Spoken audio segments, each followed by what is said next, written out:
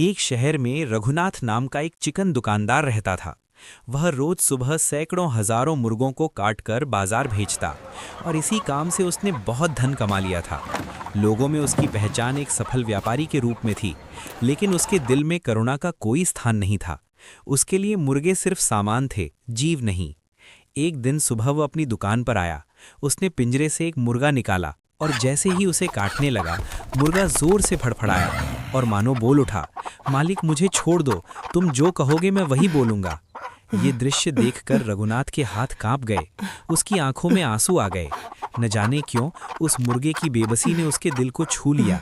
उसने उसे छोड़ दिया। कुछ देर बाद उसने खुद को संभाला और सोचा, ये तो बस एक भ्रम था। उसने फिर पिंजरे से दूसरा मुर्गा निकाला। जैसे ही चाकू उठाया, पहले मुर्गे की बात उसके कानों में गूंजने लगी। तभी उसके मन में एक विचार आया, इसमें भी तो जान है, इसे भी तो दर्द होता होगा, इसकी भी तो किसी ने प्रतीक्षा की होगी।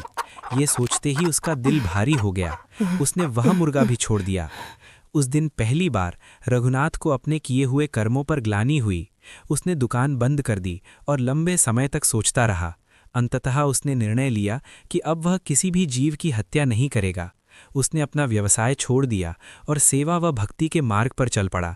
धीरे धीरे वह माधव और गणपति जैसे संतों के विचारों से प्रभावित होकर करुणा और प्रेम का संदेश देने लगा।